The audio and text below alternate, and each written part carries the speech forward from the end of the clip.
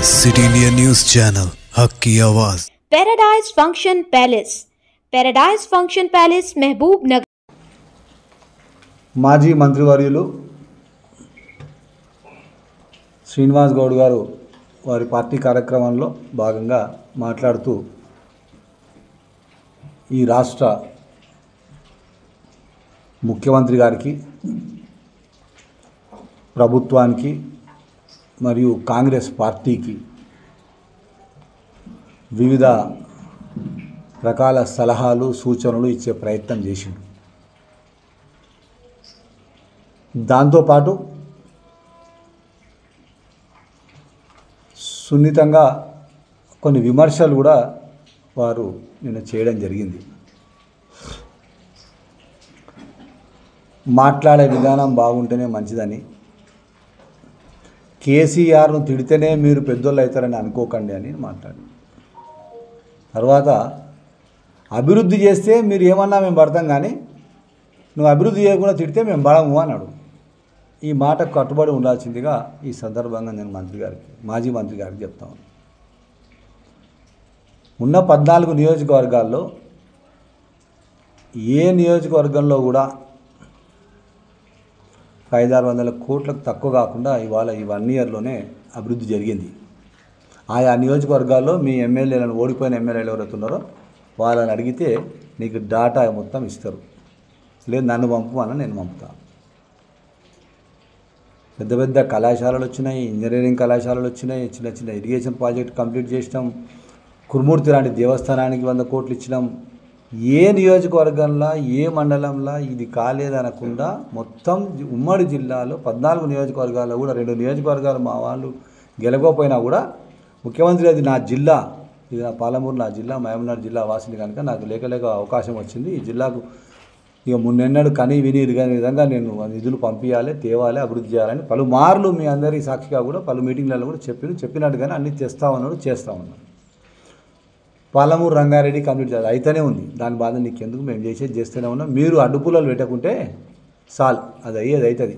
ఆ ఉదండాపూర్ కాడింత ఆడింత ఈడింత అమాయకమైన రైతులను పెట్టుకొని ఆ గొడవలు సృష్టించకుండా మీరు నిశ్శబ్దంగా ఉండి కోఆపరేట్ చేస్తే అన్నీ సరైన సమయంలోనే ముగుస్తాయని చెప్పి సందర్భంగా వారికి సలహా ఇస్తూ ఉన్నాం.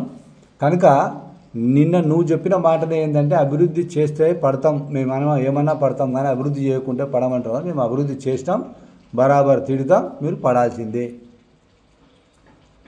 ఇది ఈ సందర్భంగా వారికి సున్నితంగా విన్నవించుకుంటూ ఇంకొక మాట అన్నారు. వాళ్ళు మహబూబ్నగర్కి సంబంధించి కొన్ని విషయాలు చెప్పినారు. మహబూబ్నగర్లో నేను అది చేసిన ఇది చేసిన అవన్నీ పెండింగ్ పెట్టకండి, అది చేయండి, నేను అది పాత కలెక్టరేట్లో హోటల్ నేను ఎవరికి లీజ్కి ఇవ్వలేదు, క్లియర్ ఉంది, ఫైల్ తెప్పించుకోండి, అది స్టార్ట్ చేయండి. తర్వాత అండర్ గ్రౌండ్ డ్రైనేజ్కి ఎన్నో 250 కోట్లు చేయించిన అది రెడీ ఉంది అన్నాడు. మన్నెంకొండ రోపే టెండర్ కూడా చేసినా అన్నాడు. ఇంకో అవతలకి యువతల బైపాస్ అది ఇంత మిగిలిపోయింది కూడా అంతా అయిపోయింది, అది కూడా చేయని నానా రకాల సలహాలు ఇచ్చినాను. నేను ఇవాళ శ్రీనివాస్ గౌడ్ గారిని సూటిగా ప్రశ్నిస్తున్నాను, నువ్వు చెప్పిన విషయాలకు ఏమైనా కాగితాలు ఉన్నాయా? ఇప్పుడు నడుస్తున్న ప్రజాప్రభుత్వం, ఇప్పుడు మహబూబ్నగర్ను పాలిస్తున్నటువంటి ప్రజలకు సేవలు అందిస్తున్న ఎన్న శ్రీనివాసరెడ్డి కావచ్చు, ఈ రాష్ట్రానికి ముఖ్యమంత్రిగా ఉన్నటువంటి గౌరవ ముఖ్యమంత్రి రేవంత్ రెడ్డి గారు కావచ్చు, నీలాక బుడుబుల్కలాట ఆడేటోళ్ళు కాదు.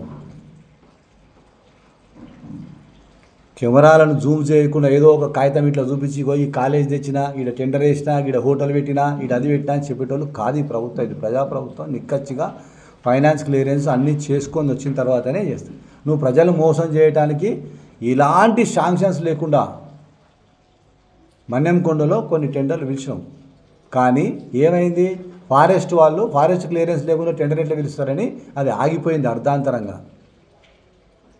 ఇంత జూట ఎందుకు చెప్తావు? ఇలాంటి క్లియరెన్స్ లేకుండా గతంలో నువ్వు ఏం చేసావు? ఎన్నికల సందర్భంలో నిన్ను మొత్తం ఎండ పూట అందరు పిల్లలందరూ 10th క్లాస్ పిల్లలు, కాలేజ్ పిల్లలందరూ రోడ్ల మీద తెచ్చి JNTU ఇంజనీరింగ్ కాలేజ్ తెచ్చిన అందులో కాగితం చూపించి వేలాది మంది పిల్లలు రోడ్డు మీద తెచ్చి నువ్వు గజమాల లేపించుకున్నావు కదా, క్రేన్తో దండ లేపించుకున్నావు కదా, మళ్ళీ ఏడుంది ఆ కాగితం? ఏడుందా జీవో? మేము వచ్చినాక కదా పిల్లలు విద్యార్థులు దీక్ష చేసి ఎన్ఎన్ శ్రీనివాసరెడ్డి గారు మేమందరం పోయి కూర్చొని ఆలోచన చేసి గెలిచిన వెంబడే వారి ఎమ్మెల్యే ఎన్ఎన్ శ్రీనివాసరెడ్డి గారు కుషాగా బుద్ధితో ఇటు ఢిల్లీని ఇటు హైదరాబాద్ను మాట్లాడి అడిగి ఒక 100 కోట్లు యూనివర్సిటీకి తెచ్చారు. ఆ తర్వాత లా కాలేజీని ఇంజనీరింగ్ కాలేజీని ఇంజనీరింగ్ కాలేజీగా తీసుకొచ్చిండు కదా, జేఎన్టీయూ కూడా కాదు. మళ్ళీ నువ్వు శాంక్షన్ చేపిస్తే అది ఏడుంది జేఎన్టీయూ కాలేజీ. కనుక ఇంకా ఇప్పుడు నాకు ఇప్పుడు శ్రీనివాస్ గౌడ్ను ఎక్కువ విమర్శించాలంటే కూడా నాకు మంచిగా అనిపిస్తలేదు. అంటే సచిన పామును ఊగే ఎన్నిసార్లు చంపుతామనేటట్టు పరిస్థితి అయిపోయింది. ఆయన మాత్రం శ్రీనివాస్ గౌడ్ గారు మాత్రం ఎటు పని లేదు, ఏమి తోయక అంతకుముందు అంటే ఆడపోయి ఏదో చేస్తుండే వాళ్ళ పార్టీలో ఆడ ఇప్పుడు అది లేదు పరిస్థితి, ఇది లేదు. ఇప్పుడు మాకేదో కొత్తగా సలహాలు ఇచ్చే ప్రయత్నం చేస్తాను. నీ సలహాలు విని టీఆర్ఎస్ బీఆర్ఎస్ అయింది, ఓటమి పాలైంది. నీ సలహాలు విని కేసీఆర్ కేసులు ఇరికిండు, కేటీఆర్ కేసులు ఇరికిండు, కవిత ఆల్రెడీ జైలు కొయ్యొచ్చింది. ఇంకా ఈ భూమి మీద ఎవ్వరిది సలహాలు వినే పరిస్థితులు లేడు శ్రీనివాస్ గౌడ్. దయచేసి నీవు ఎంత నిశ్శబ్దంగా ఉంటే నీకు అంత గౌరవం. మాకు తెలుసు మేమేం చేయాలనో ప్రజాప్రభుత్వంలో ప్రజలకు ఏమవసరం, పాలమూరు ప్రజలకు ఏమవసరం, మహబూబ్నగర్ ప్రజలకు ఏమవసరం, ఎవరు బాధలో ఉన్నారు, ఎవరు ఇబ్బందులలో ఉన్నారు, ఎవరు గత 10 ఏళ్ళ బాధితులుగా ఉన్నారు, ఏ బాధితులకి ఎట్లా న్యాయం చేయాలో మాకు తెలుసు. మేము దశల వారీగా ఒక్కొక్కటిగా చేస్తూ ఉన్నాం. నీ బాధ అంతా ఏంటంటే ఈ ప్రజలు, ఈ మహబూబ్నగర్ నియోజకవర్గ ప్రజలు, పిల్లలు, బడుగు బలహీన వర్గాల వాళ్ళు ఎవరు చదువుకోవద్దు, ఎవరు పై చదవద్దు, ఎవడు మంచి వ్యాపారాలు చేయొద్దు, ఎవడు అభివృద్ధి కావద్దు, అందరు ఈయనే మటన్ మార్కెట్ల కాడ, కూరగాయల మార్కెట్ల కాడ గొర్రెలు అమ్ముకుంటా, బర్రెలు అమ్ముకుంటా ఇట్లకెళ్ళి తిరగాలని మంచి సెంటర్లల్లో కూరగాయల మార్కెట్లు, చేపల మార్కెట్లు, మటన్ మార్కెట్లు అని కట్టి 1 కోట్ల రూపాయలు పెట్టి దాన్ని ఇవాళ విఘ్నులైనటువంటి పెద్దలు ఇవాళ కుశాగ్ర బుద్ధితో ఏం చేస్తున్నారు. ఇవాళ డాక్టర్ బిఆర్ అంబేద్కర్ గారు, తర్వాత మన పూలే అంబేద్కర్. మిత్రులందరికీ పేరున నమస్కారాలు. చాలా రోజుల తర్వాత ప్రెస్ మీట్ పెట్టవలసి వచ్చింది. శ్రీనివాస్ గౌడ్ గారు నిన్న ప్రెస్ మీట్లో బీసీలకు 42% పెట్టాలి, లేకపోతే మేము కూడా పోరాడతాం అని చెప్పి స్టేట్మెంట్లు ఇస్తూ ఉన్నాడు. దానికి బీసీ సంఘాలు, ప్రజలు నవ్వుకుంటూ ఉన్నారు. శ్రీనివాస్ గౌడ్ ఏంది, బీసీల గురించి మాట్లాడడం ఏంది అని చెప్పి ప్రజలు నవ్వుకుంటున్నారు. శ్రీనివాస్ గౌడ్, నేను ఒక మాట చెప్తా నీకు. వైఎస్ రాజశేఖర రెడ్డి గారు ఉన్నప్పుడు బీసీలకు 34% ఉండే, రాజకీయంగా కానీ, విద్యాపరంగా కానీ, ఉద్యోగులలో కానీ 34% వైఎస్ రాజశేఖర రెడ్డి గారు చేసినారు. కేసీఆర్ వచ్చిన తర్వాత ఎంత చేసిండండి? 23% చేసిండు. 34% తీసుకొచ్చి 23% చేసినప్పుడు నీవు ఎందుకు మాట్లాడలేదు బీసీల తరపున అని చెప్పి ఈ సందర్భంగా నేను సూటిగా అడుగుతున్నా. బీసీలు కాంగ్రెస్ ప్రభుత్వం వచ్చి కులగణన చేసి 42% చేస్తే ఆ 42% ఇంప్లిమెంట్ చేయండి అని చెప్పి నీవు ఇప్పుడు మాట్లాడుతున్నావు. అప్పుడెందుకు మాట్లాడలేదు, అప్పుడెందుకు నోరు మూసుకున్నావు అని చెప్పి నేను ఈ సందర్భంగా అడుగుతున్నా. నేను 34ను 23 చేసినప్పుడు నీ మంత్రి పదవి కొరకు నీకు మంత్రి పదవి వచ్చిన తర్వాత ఒక్క మాట కూడా మాట్లాడలేదు. ఇప్పుడు నీవు ప్రగల్భాలు వలుకుతున్నావు, ప్రజలు నవ్వుకుంటున్నారు, బీసీలు నవ్వుకుంటున్నారని చెప్పి నేను అడుగుతా ఉన్నాను. నీకు మంత్రి పదవి రావడమే బీసీ కోటాలో వచ్చింది. నీ మంత్రి పదవి ఏడబోతుందో, నీకు ఏమి ఇబ్బంది అవుతుందో అని చెప్పి నీవు టీఆర్ఎస్ ప్రభుత్వంలో ఉన్నప్పుడు మంత్రిగా ఒక్క మాట కూడా మాట్లాడలేదు. అది ప్రజలందరికీ తెలుసు. ఇంకొక ముఖ్య విషయం ఏమంటే 119 నియోజకవర్గాల్లో యాదవులకు 3 సీట్లు ఇచ్చిండు, 3 నుంచి 4, గౌడ్లకు 3 నుంచి 4 ఎమ్మెల్యే టికెట్లు ఇచ్చిండ్రు, ముదిరాజులకు 0 ఇచ్చిండు. మళ్ళీ నీవు ముదిరాజులకు 0 ఇచ్చినప్పుడు నీవు ఒక్క మాటనన్నా మాట్లాడినావా? మొన్న కులగణన చేసినప్పుడు 24 లక్షల మంది ముదిరాజులు ఉన్నారు బీసీలు అధికారికంగా, 20 లక్షల మంది యాదవులు ఉన్నారు, 16 లక్షల మంది గౌడ్లు ఉన్నారు, 14 లక్షల మంది మున్నూరు కాపులు ఉన్నారు. మళ్ళీ నువ్వు ఒక్కసారన్నా మాట్లాడినావా? 25 లక్షల మంది, 24 లక్షల మంది ముదిరాజులు, 20 లక్షల మంది యాదవులు, 16 లక్షల మంది గౌడ్లు ఉన్నప్పుడు వీళ్ళకు టికెట్లు ఎందుకు ఇస్తలేవు అని చెప్పి నీవు ఒక్క మాటనన్నా మాట్లాడినావా? ఇప్పుడు నీకు జ్ఞాపకం వస్తుందా బీసీలు అంటే? 42% రేవంత్ రెడ్డి గారు కులగణన చేసి అధికారికంగా ఒక లెక్కలు తీసి అధికారికంగా లెక్కలను ప్రకటించి హైదరాబాద్ నుంచి ఢిల్లీకి పోయి ఢిల్లీలో మంత్రులందరినీ నిన్న కలిసి ఈరోజు కూడా మీటింగ్ పెట్టి 42% సాధించుకునే విధంగా 9th షెడ్యూల్లో పార్లమెంట్లో పెట్టి దాన్ని మార్పిచ్చి బీజేపీ ప్రభుత్వం పైన ఒత్తిడి తెచ్చి దీన్ని ఇంప్లిమెంట్ చేయాలని చెప్పేసి మా కాంగ్రెస్ పార్టీ మా నాయకుడు కొట్లాడుతూ ఉంటే నీవు నిన్నొచ్చి నిజంగా ప్రెస్ మీట్ పెట్టడం అనేది నిజంగా ప్రజలు నవ్వుతూ ఉన్నారు. నీవు బీసీలకు ఏం చేసినావని చెప్పి నేను ఈ సందర్భంగా అడుగుతున్నా. బీసీల మీద కేసులు పెట్టే మాట వాస్తవం కాదా? నీవు నీ 10 సంవత్సరాల రాజకీయ ఎమ్మెల్యేగా ఉంటూ మంత్రిగా ఉంటూ నీవు బీసీల మీదనే కదా కేసులు పెట్టావు. దాంట్లో నా మీద కూడా డబుల్ బెడ్రూమ్ ఇళ్ళు చూసొత్తాము ఎందుకు ఇస్తలేరు అని చెప్తే పోయి చూడడానికి వెళ్తే నా మీద నువ్వు 2 కేసులు పెట్టలేదా? లక్ష్మణ్ యాదవ్ గారి మీద పెట్టలేదా? అంటే నీవు బీసీల మీదనే కేసులు పెట్టినావు. నీ హత్యా ప్రయత్నం చేసిందని చెప్పి నీ మీద హైదరాబాద్లో పేట్ బషీర్బాగ్లో 307 సెక్షన్ అటెంప్ట్ మర్డర్ కింద మున్నూరు రవి మీద, మైత్రి యాదయ్య మీద, అమర్ మీద, అందరి మీద, ఇతరుల మీద నువ్వు కేసులు పెట్టినావు. వాళ్ళందరూ బీసీలు గారా? నీవు పెట్టిన కేసు అది సరైన కేసా? కాంగ్రెస్ ప్రభుత్వం వచ్చిన తర్వాత దాన్ని ముఖ్య ఐపీఎస్ ఆఫీసర్లతోటి ఇన్వెస్టిగేషన్ చేసి అది హైదరాబాద్లో ఈ కేసు తప్పు అని చెప్పి ఛార్జ్షీట్ వేసిన సందర్భం కాదా? నీవు పెట్టి అక్రమంగా కేసులు పెడితే నీవు పెట్టిన కేసు తప్పు అని చెప్పి ఛార్జ్షీట్ ఫైల్ చేసిండ్రు. వీళ్ళందరూ కూడా కేసులో నుంచి తొలగించిండ్రు. వాళ్ళందరూ బీసీలు గారా? నీవు బీసీల మీదనే కేసులు పెట్టావు. నీవు బీసీలనే నిర్బంధించినావు. నీవు బీసీలనే పోలీస్ స్టేషన్కు తీసుకుపోయి కొట్టిపించినావు. అందుకే ప్రజలు నీకు గుణపాఠం చెప్పిన సందర్భం మనం చూసినాం కదా. ఇప్పుడు బీసీల గురించి మాట్లాడుతూ ఉన్నావు, నువ్వు అభివృద్ధి గురించి మాట్లాడుతున్నావు. అభివృద్ధి నీ హయాంలో ఏం జరిగింది? ఆ ఒక ట్యాంక్ బండ్ మీద చెట్లు అవన్నీ పెట్టేసి, అదేవిధంగా కలెక్టర్ ఆఫీస్లో ఒకటి, అది గవర్నమెంట్ స్టేట్ గవర్నమెంట్ నుంచి వచ్చిన ఫండ్స్ తోటి ఒకటి కట్టి మిగతాది 2-3 పనులు చేసి నేను అభివృద్ధి చేసిన అంటున్నావు. ఏం అభివృద్ధి చేసినావు నువ్వు? మహబూబ్ నగర్ గల్లీలలో వార్డులలో ఒక్క వార్డు కూడా డెవలప్మెంట్ కాలేదు. ఇప్పుడు చూడండి, బ్రహ్మాండంగా ఎన్ఎం శ్రీనివాసరెడ్డి గారి ఆధ్వర్యంలో పెద్ద పెద్ద రోడ్లు, 14 ఫీట్లు, 16 ఫీట్లు, 20 ఫీట్ల రోడ్లు, ఎంత బ్రహ్మాండంగా అభివృద్ధి జరుగుతూ ఉంది. నిన్ను ప్రజలు నమ్మే పరిస్థితిలో లేరు. నీవు బీసీ నినాదం ఇప్పుడు తీసుకున్నా కానీ కూడా నీవు అధికారంలో ఉన్నప్పుడు ఆ అహంకారంతో బీసీల మీద అక్రమ కేసులు పెట్టినావు. ఇప్పుడు బీసీలు నినాదం ఎత్తుకుంటే నీవు ఉన్నప్పుడు బీసీలకు ఎంత న్యాయం చేసినావు అనేది ప్రజలకు తెలుసు. కాబట్టి కాంగ్రెస్ ప్రభుత్వము చిత్తశుద్ధితో ఉంది బీసీల పైన. మనం మొన్న ఎమ్మెల్సీ ఎన్నికలలో మన ఎమ్మెల్సీ మొన్న 3 పోస్టులు ఇచ్చినాం మేము. దాంట్లో ఎవరికి ఇచ్చినారండి? మొత్తం బడుగు బలహీన వర్గాలు బీసీల వాళ్ళకే ఇచ్చినాం. మొన్న మంత్రి పదవులు ఎస్సీ ఎస్టీ బీసీల వాళ్ళకే ఇచ్చినాం. అంటే ఖచ్చితంగా మా ప్రభుత్వం, కాంగ్రెస్ ప్రభుత్వము, రేవంత్ రెడ్డి గారి ఆధ్వర్యంలో బీసీలకు 42% ఇచ్చి వాళ్లకు సముచిత స్థానం కల్పించాలని చెప్పి ఒక మంచి ఉద్దేశంతో, ఒక మంచి నిర్ణయంతో ప్రజల్లోకి కాంగ్రెస్ పార్టీ వెళ్తూ ఉంది.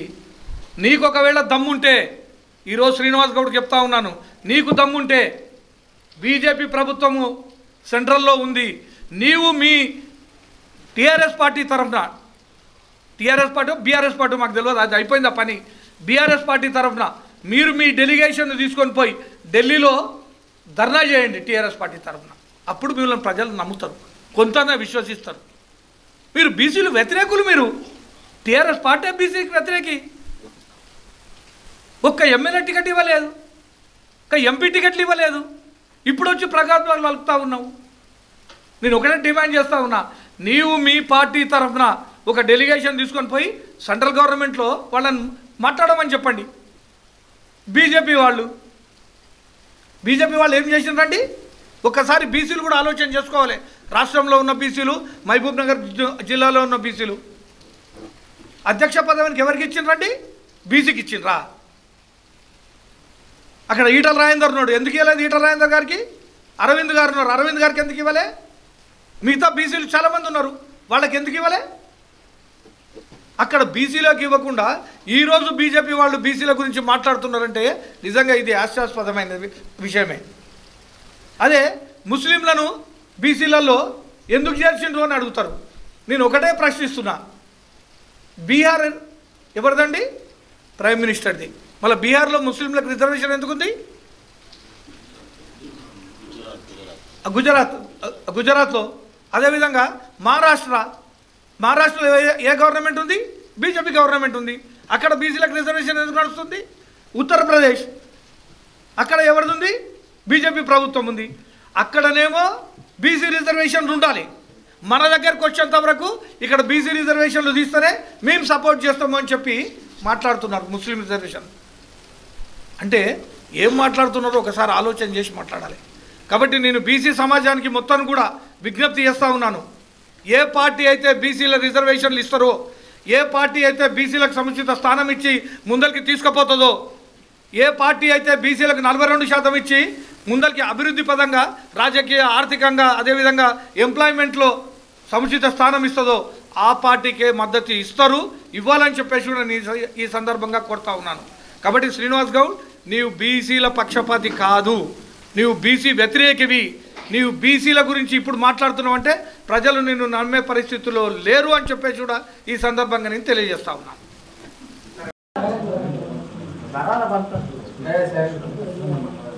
పాత్రికేయ మిత్రులందరికీ నమస్కారం. ఈరోజు మహబూబ్నగర్ పట్టణంలో మహబూబ్నగర్ కాన్స్టిట్యున్సీలో రాబోయే ఎలక్షన్లను దృష్టిలో పెట్టుకొని రాజకీయ లబ్ధి కొరకు ఏదో మాట్లాడితే ఏదో చేస్తే ప్రజలందరూ మా వైపు మలుతారు, ప్రజలు ఏదో మేము చెప్పింది పట్టుకుంటారు, మేము చెప్పింది వింటారు అనే విధంగా ఈరోజు మాజీ మంత్రి శ్రీనివాస్ గౌడ్ గారు ఇష్టం వచ్చినట్టుగా బుద్ధి పుట్టినట్టుగా మాట్లాడుతూ ఉన్నాడు. ఈరోజు మహబూబ్నగర్ పట్టణ ప్రజలకు కానీ మహబూబ్నగర్ కాన్స్టిట్యున్సీలో ప్రజలకు కానీ రాష్ట్రంలో పాపం హైదరాబాద్లో ఉన్న వారికి కానీ వేరే వివిధ జిల్లాలో ఉన్న వాళ్ళకి వీరి గురించి తెలియదు. ఎందుకంటే దూరపు కుండలు నునుపు అన్నట్టుగా ఈయనను ఏదో భావించుంటారు వాళ్ళు. మొన్నటి ఎలక్షన్లో ఆయన గుణగణాలు తెలిసిన మహబూబ్నగర్ ప్రజలు ఎలాంటి ప్రజా తీర్పు ఓట్ల ద్వారా ఎలా చూపించిండ్రో దాన్ని గమనించిన తర్వాత రాష్ట్రంలో ఉన్న అందరికీ కూడా ఈయన గుణగణాల మీద అందరికీ కూడా అవగాహన కలిగింది. ఈరోజు మహబూబ్నగర్ కాన్స్టిట్యున్సీనే తీసుకోండి. ఈరోజు రేవంత్ రెడ్డి గారి గురించి మీకు నేను సలహా ఇస్తానంటున్నాడు. ఆ రోజు ఆయన గారు ఇచ్చిన సలహా సూచనల మేరకే ఈరోజు బీఆర్ఎస్ పార్టీ భ్రష్టు పట్టిపోయిందని కూడా సభాముఖంగా నేను తెలియజేస్తూ ఉన్నాను. ఈరోజు ఎవరి గురించైనా ఒక్కరి గురించి కూడా ఆయన ఓరు అని పరిస్థితి. చిన్న స్థాయినే కాదు పెద్ద స్థాయిలో ఉన్న ఆ రోజు ఎంపీగా ఉన్న జితేందర్ రెడ్డి గారి వారు ఎంత సాత్వికంగా ఎంత సాఫ్ట్గా ఉంటారు. ఆ రోజు ఆయన ఎంపీగా ఉంటే కూడా ఆయన ఎక్కడ కూడా ప్రోటోకాల్ కానీ ఏ విధంగా కూడా ఆయనను ఓర్చకుండా ఆయన గురించి అంత చెడు సలహాలు ఇచ్చి ఆయనను అక్కడ లేకుండా చేసిన ఆయన పరిస్థితి కూడా ఈయననే తీసుకొని వచ్చిండు. అంటే పైన ఎంపీలు మినిస్టర్లు పక్కలున్న మినిస్టర్ను కూడా ఓర్చేది లేదు ఆయన. ఆ రోజున్న జూపల్లి కృష్ణరావు గారి మీద కూడా చెడు అన్నీ చెప్పుడు మాటలు వినడం పెద్ద మనిషికి అందరికీ ఆయనకు గతంలో ఉన్న మాజీ సీఎం గారికి కానీ కేటీఆర్ గారు కానీ అన్ని సలహా సూచనలు ఈయన చెప్పి ఈయన సలహా సూచనల మేరకే ఈరోజు బీఆర్ఎస్ పరిస్థితి ఈరోజు ఈ విధంగా ఉందని తెలియడానికి కూడా మరొకసారి మేము ఇది చేస్తూ ఉన్నాం.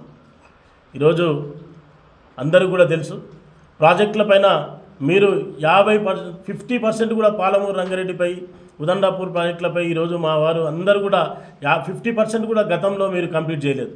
దాన్ని రివ్యూ మీటింగ్లు పెట్టి ఈరోజు అది కంప్లీట్ చేయడానికి మా సీఎం గారు దానిపై దృష్టి సాధించడానికి కూడా వారు ఉన్నారు.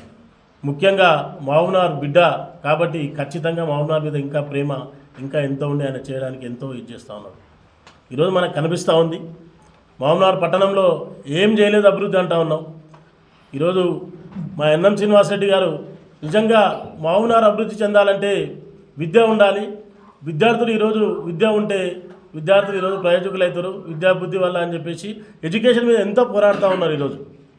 ఈరోజు ఇంజనీరింగ్ కాలేజ్ కానీ IIIT కాలేజ్ కానీ లా కాలేజ్ కానీ తెచ్చిన ఘనత కాంగ్రెస్ పార్టీది కాదా అని నేను తెలియజేస్తూ ఉన్నాను. ఈరోజు మనకు ఏది మాట్లాడినా కూడా ఏదో మాట్లాడితే పోదు, కంటికి కనిపించింది. ప్రజలు కూడా చాలా తెలివిగల వాళ్ళు, అన్నీ గమనిస్తూ ఉంటారు. ముఖ్యంగా ఆయన ఒకటే బీసీల గురించి మాట్లాడుతూ ఉంటాడు. బీసీల గురించి ఈరోజు మనం చెప్పుకునేది, ఆయన నువ్వు ఏ రెడ్డిల మీద ఏ వెలమల మీద నీ పోరాటం చేసినావు ఒక్కసారి చెప్పాలి. నేను పోరాట యోధుని అని చెప్పుకుంటాడు. ఆయన నేను జైళ్ళల్లో పడ్డా అని చెప్పుకుంటాడు. నువ్వు ఏడ పోరాటం చేసి ఏ రెడ్డి మీద పోరాటం చేసినావు, ఏ వెలమ మీద పోరాటం చేసినావు, ఎవరి మీద పోరాటం చేసినావు? నీ పోరాటం వల్ల బీసీల మీదే. ఒక్కసారి ప్రజలందరూ గమనించాలి. నీ పోరాటం ఎవరైనా సరే నీకంటే చిన్నవాళ్ళపైన నువ్వు చేసేదే పోరాటం బీసీలపైన.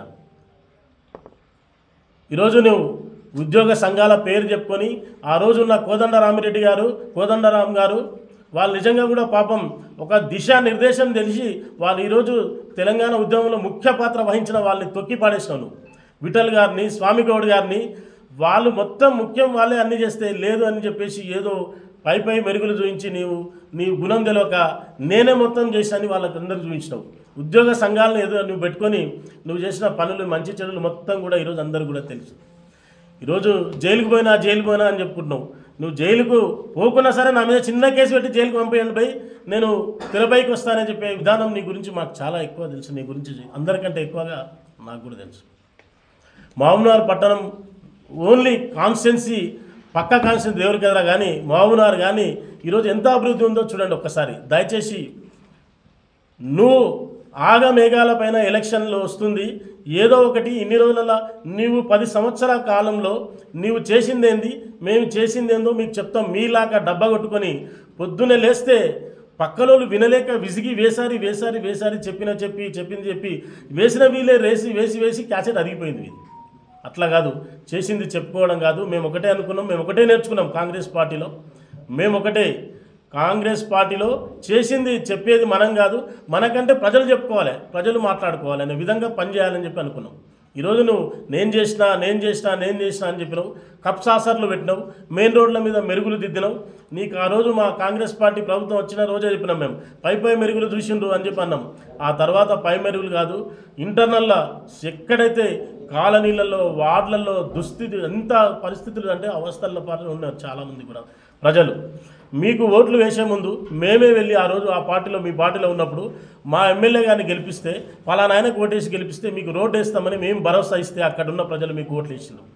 ఆ ప్రజలు ఓట్లు వేసిన తర్వాత మేము రోడ్లు వేపిస్తాం, డ్రైన్లు వేపిస్తామని చెప్పిన తర్వాత మేము ముఖం పెట్టుకొని వార్డులలో తిరిగే పరిస్థితి లేని విధంగా నువ్వు చేసినావు మా ముఖాన్ని.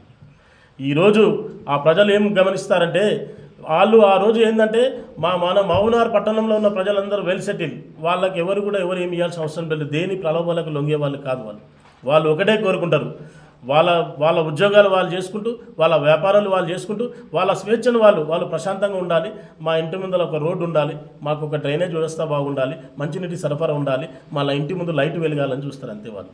నీ నుంచి ప్రజలు ఎక్కడ కూడా నాయకుల నుంచి ఏం ఆశిస్తారంటే మాకు అభివృద్ధి అంటే నా ఇంటి ముందర రోడ్డు ఉందా, నా ఇంటి ముందర డ్రైన్ ఉందా, నాకు లైట్ ఉందా, నాకు మంచినీటి సరఫరా ఉందా అని చూస్తాడు. అలాంటిది